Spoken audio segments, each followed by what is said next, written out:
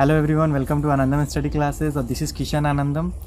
इस वीडियो में हम पार्ट 2 कवर करने वाले हैं हिस्ट्री का। The rise of nationalism in Europe class 10th का है और पार्ट 1 हमने कवर कर लिया है जिसमें हमने टर्म्स को पढ़ा था, लेकिन पार्ट 2 में हम कैरेक्टर्स को स्टडी करेंगे। ओके, और मेरे पीछे आपको अच्छा सिनेरियो दिखाई दे ही रहा होगा, बहुत अच्छा है। तो स्टार्ट करते हैं और देखते हैं क्या क्या कैरेक्टर्स हैं हमारे टेक्स्ट बुक में। Chapter the rise of nationalism in Europe है, क्लास 10th का हिस्ट्री है। पार्ट 2 आज कवर करेंगे। पार्ट 2 में क्या है, तो कैरेक्टर को स्टडी करना है हमें। ओके, तो कैरेक्टर को स्टडी करने से पहले हमें जो कैरेक्टर के नेम है वो याद होना बहुत इंपॉर्टेंट है। ओके, क्यों इंपॉर्टेंट है? क्योंकि जो हिस्ट्री के जो कैरेक्टर होते हैं थोड़े से कॉम्प्लिकेटेड तो नेम होते ही हैं, तो उनको माइंड में सेटअप करना बहुत इंपॉर्टेंट है। ओके, तो मैं एक बार इसी तरह रिकॉल करूँगा कैरेक्टर कि आपको पता चले कि आपके चैप्टर में इतने कैरेक्टर्स हैं और मेरे साथ आप भी कैरेक्टर के नेम लो। ओके, मैं रिकॉल करूँगा या रिपीट करूँगा तो आप भी करोगे तो अच्छा रहेगा, जिससे आपको क्या हो, याद हो जाए, कैरेक्टर याद हो जाए कि मेरे चैप्टर में ये कैरेक्टर्स हैं।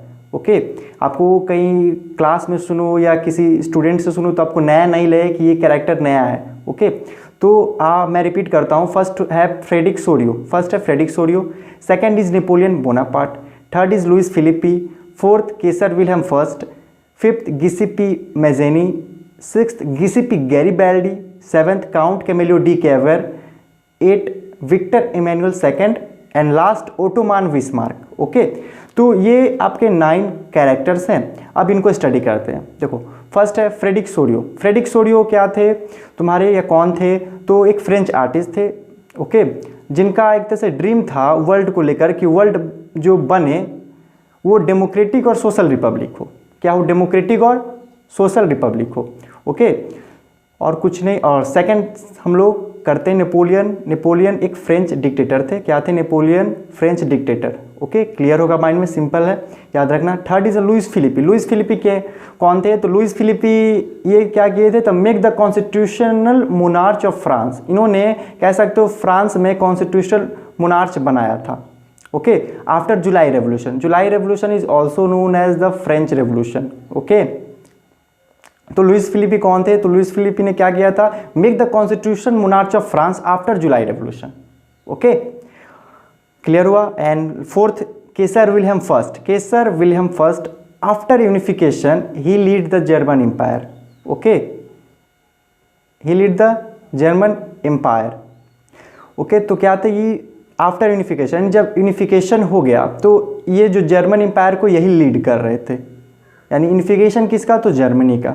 ऑफ कोर्स केसर विलियम क्या थे? तो after unification he lead the German empire. Okay, clear हुआ कि नहीं? देखो, ये यूनिफिकेशन का जो टर्म है, जब हम लोग यूनिफिकेशन पढ़ेंगे तो ये सब टर्म और अच्छे से क्लियर होंगे, याद रखना।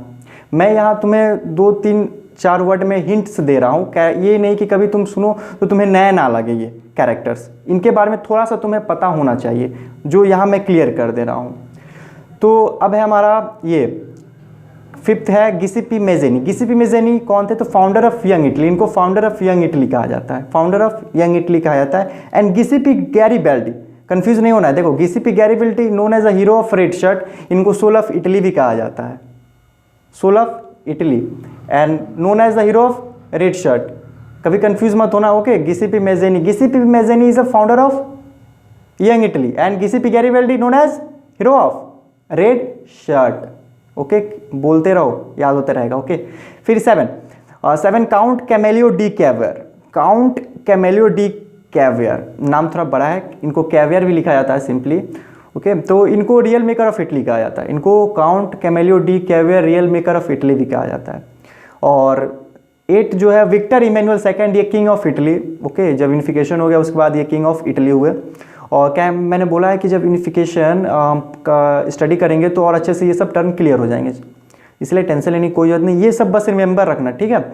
और लास्ट है जो ओटोमान बिस्मार्क, 9th जो लास्ट है ओटोमान बिस्मार्क। ये CM मैंने लिख दिया, यानी चीफ मिनिस्टर ऑफ पर्शिया। ये पर्शिया के चीफ मिनिस्टर थे। ओके, तो यही 9 कैरेक्टर है। देखो, ये इंपॉर्टेंट क्यों है? क्योंकि ये ऑब्जेक्टिव में पूछे जा सकते हैं। ओके, ऑब्जेक्टिव में पूछे जा सकते हैं ये सब, इसलिए ये सब याद रखना माइंड में फाउंडर ऑफ यंग इटली किसे कहा जाता है, तो गिस्पी मेजेनी, और गिस्पी गैरिबल्डी को known as a hero of red shirt या सोल ऑफ इटली भी, और count de Cavour real maker of Italy. ये सब थोड़ा सा ध्यान रखना है इस पर, क्योंकि ऑब्जेक्टिव में चांस होते हैं ये सब के क्वेश्चन आता ही आता है। ओके, तो अब मिलते हैं हम लोग पार्ट 3 में, और चैप्टर को कंटिन्यू तो कर ही रहे हैं। अगर समझ में आया तो लाइक करना, सब्सक्राइब करना, और अपने दोस्तों के साथ भी शेयर करना कि ये सब चैप्टर में या टेक्स्ट बुक में कैरेक्टर्स हैं जिसको स्टडी करना है। आई होप तुम्हें क्लियर हो गया होगा। देखो नाम थोड़ा बड़ा है, उससे कोई टेंशन लेने की जरूरत नहीं, 1-2 बार रिपीट करोगे या 1-2 बार लिख लोगे तो याद हो जाएगा। तो मिलते हैं नेक्स्ट वीडियो में, तब तक के लिए आप इसे देखो एक बार अच्छे से।